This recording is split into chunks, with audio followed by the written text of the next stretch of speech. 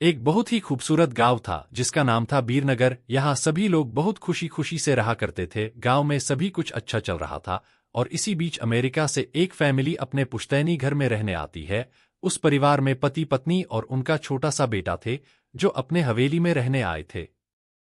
सभी के आते ही गांव वालों में खुशी की लहर दौड़ पड़ी, क्योंकि यह फैमिली कोई और नहीं बल्कि इसी गांव में रहने वाले एक पुराने जमींदार की थी और गांव वाले उनकी बहुत इज्जत करते थे। सब कुछ ठीक चल रहा था, लेकिन अचानक एक दिन इस परिवार के बच्चे की तबीयत अचानक बिगड़ने लगती है। सभी को लगता है मौसम का परिवर्तन हुआ होगा, लेकिन बात तो कुछ और ही थी। धीरे धीरे लड़के का चेहरा नीला पड़ने लगा। आनन फानन में परिवार ने डॉक्टर को बुलाया और डॉक्टर को भी कुछ समझ नहीं आया तो उसने पास में ही बने एक हॉस्पिटल में उन्हें स्वास्थ्य परीक्षण के लिए आमंत्रित किया ताकि बच्चे की बीमारी का पता लगाया जा सके। परिवार ने डॉक्टर की सलाह अनुसार हॉस्पिटल जाना जरूरी समझा। सारे परीक्षण होने के बाद भी कुछ नहीं हासिल हुआ। जैसे ही सारा परिवार गांव पहुंचा तो गांव के कुछ बुजुर्गों ने बच्चे की हालत देखकर उन्हें ओझा के पास जाने को कहा। आज भी गांवों में पुराने रीति रिवाज के अनुसार झाड़ फूंक करके इलाज करने की प्रथा कायम है। परिवार सभी सदस्य बच्चे के लिए ओझा के पास भी जाने को तैयार हो गए। गांव के पास ही पहाड़ी में एक बाबा रहते थे जो कि काली विद्या में भी माहिर थे। जैसे ही उनके आश्रम की सीढ़ियों में वह बच्चा अपने परिवार के साथ पहुंचा तो ओझा जोर जोर से चिल्लाने लगे, तू क्यों आई है? इतने बरसों के बाद भी तेरा बदला शांत नहीं हुआ। यह सब सुनकर बच्चे के माता पिता और गांव वाले दहशत में आ गए। उन्हें समझ नहीं आया कि बाबा को इतना क्रोध क्यों आ रहा है, जबकि उन्हें अभी तक कोई बात बताई नहीं गई। लेकिन बाबा तो काली माया में पारंगत थे, इस वजह से उन्हें रूहानी ताकतों को पहचानना आता था।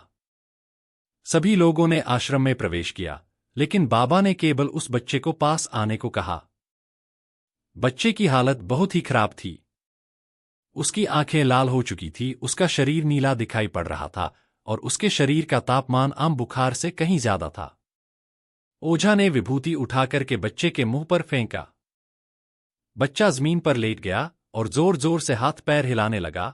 किसी को कुछ नहीं समझा रहा था कि बाबा की विभूति से क्या चमत्कार हुआ कि बच्चा अपने आप जमीन पर लेटकर ऐसी हरकतें करने लगा। तभी अचानक बच्चा अपने पैर की उंगलियों के बल खड़ा हो जाता है और बहुत ही खूंखार औरत की आवाज में ओझा को उसके पुराने नाम से बुलाया। अरे वो प्रेमनाथ, मैं तुझे नष्ट कर दूंगी। लड़के का ऐसा स्वर सुनकर उसके माँ बाप घबरा गए। लड़के को इस अवस्था में देखकर उन्हें कुछ समझ नहीं आ रहा था कि ऐसा क्यों हो रहा है।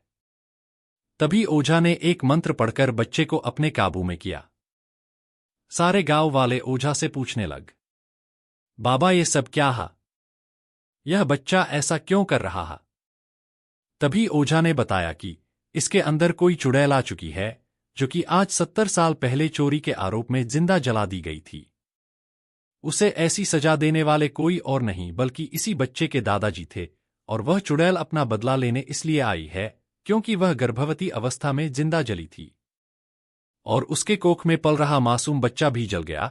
इसी वजह से वह उस वंश बच्चे को भी दर्दनाक मौत देना चाहती है ताकि उसका बदला पूरा हो सके। ये सारी कहानी जानने के बाद उसके परिवार वाले ओझा के सामने गिड़गिड़ाने लगे और अपने बच्चे की जान की भीख मांगने लगे। तभी ओझा ने अपनी घोर तपस्वी शक्ति से मंत्रों के उच्चारण के साथ उस चुड़ैल को मासूम बच्चे से बाहर निकाल दिया और कुछ ही क्षणों में बच्चा सामान्य हालत में आने लगा। सभी को लगा कि सब कुछ हमेशा के लिए ठीक हो गया, लेकिन यह तो एक शुरुआत थी।